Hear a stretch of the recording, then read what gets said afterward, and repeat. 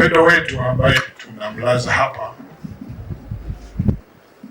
ambaye tutampeleka kanisani na baadaye kwenda kumpumzisha mahala ambapo ameandaliwa. Mungu kweli anitie nguvu, maana mama huyu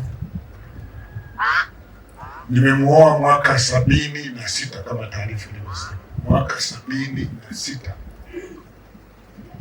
ndio nilipoanza kuishi naye kama mke wangu halali. Na bahati nzuri ya mbaya, mwaka 77 tulibahatika kupata mtoto. Mtoto huyu aliyopatikana kwa mama huyu ndiye alikuwa wa kwanza na wa mwisho,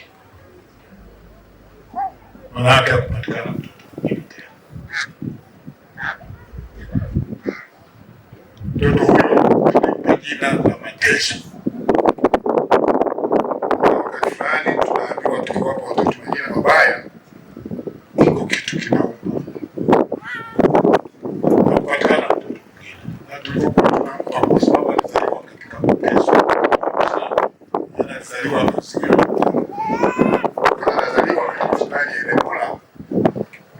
mama alikaa miezi miwili. Mtoto amezaliwa, mama akaugua na mtoto akaugua.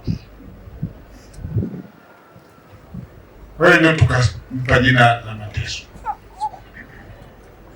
Mtoto huyu tuliishi naye mpaka mwaka 87 ndipo alipofariki mwaka 87. Lakini nimenukuu maneno fulani aliyosema Bunge wetu Chongolo, amesema kila kitu tumwachie kila wakati wake. Kwa maneno yale, Mungu alimpa mama watoto wengine wa kulea. Mama huyu amelea watoto wa ndugu zangu na watoto wengine ambao sio ndugu, zaidi ya maelfu ya wamelelewa na mama. Ndio maana viongozi wenzangu, mnaona watoto wanalia sana. Watoto hawa wote wengi wao wamelelewa na mama huyu. Leo tunakwenda kupumzisha.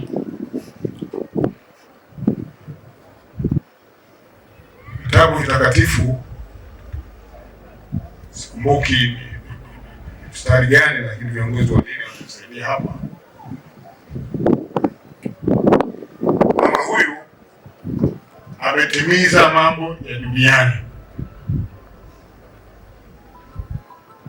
Alihudumu watu walipokuwa na kiu ya maji, mama huyu aliwapa. Walipokuwa na njaa, mama huyu aliwapa. Walipokuwa wagonjwa, mama huyu aliwapa, alipotembelea na kuwafikia. Kwa hiyo kazi ya duniani ya kupitia vitabu vitakatifu mama huyu alifanya. Mama huyu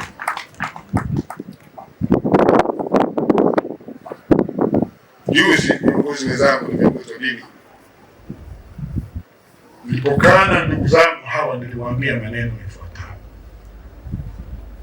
kwamba mambo mema mengine niliyowafanyia ndugu zangu na watu wengine, ningekuwa na mama ambaye sio mwema, asingekuwa na akubali ndio kufanyie watu. Lakini mama huyu alikubali. Kazi kubwa mimi na nyinyi wenzangu ni kumwombea kwa Mungu ili akampumzishe amani.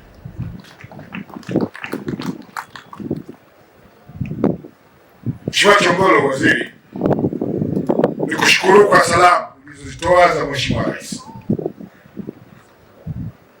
Nimezipokea kwa dhati kabisa, na ninajua ana kikao kule Zanzibar